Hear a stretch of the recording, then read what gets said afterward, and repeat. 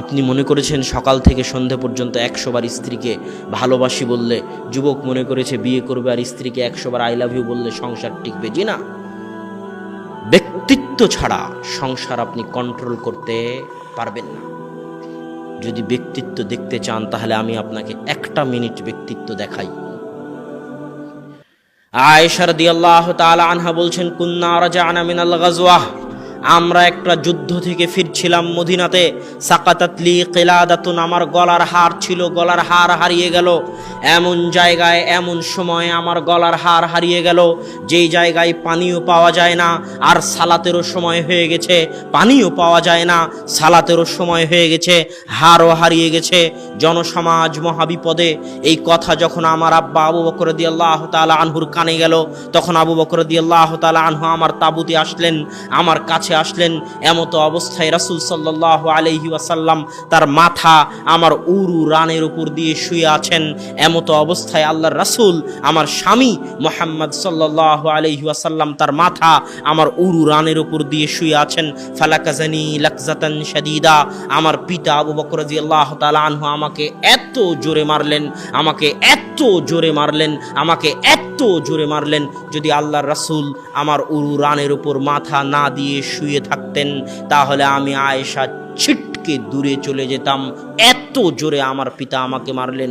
সম্মানিত উপস্থিতি, এখানে আবু বকর রাদিয়াল্লাহু তাআলা আনহু হচ্ছেন আল্লাহর রাসূলের পরে, নবীদের পরে পৃথিবীর বুকে সর্বশ্রেষ্ঠ মানুষ, রাসূল সাল্লাল্লাহু আলাইহি ওয়াসাল্লাম। এখানে আয়েশা রাদিয়াল্লাহু তাআলা আনহা হচ্ছেন পৃথিবীর সর্বশ্রেষ্ঠ 4 জন নারী, মারিয়াম, আয়েশা, খাদিজা, আসিয়া।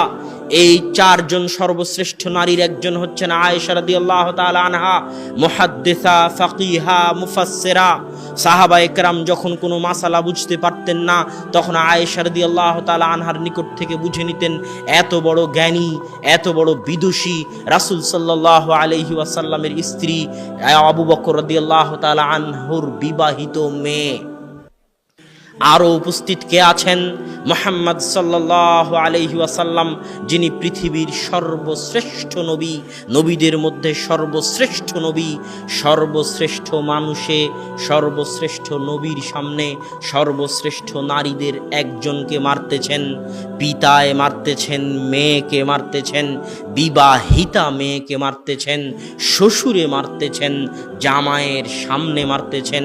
সে জামাই যেমন তেমন জামাই নয়, পৃথিবীর সর্বশ্রেষ্ঠ নবীদের একজনের সামনে মারতেছেন, সর্বশ্রেষ্ঠ মানুষে মারতেছেন, সর্বশ্রেষ্ঠ নারীকে মারতেছেন, বিবাহিতা নারীকে মারতেছেন, জামাইয়ের সামনে মারতেছেন। এর নাম ব্যক্তিত্ব।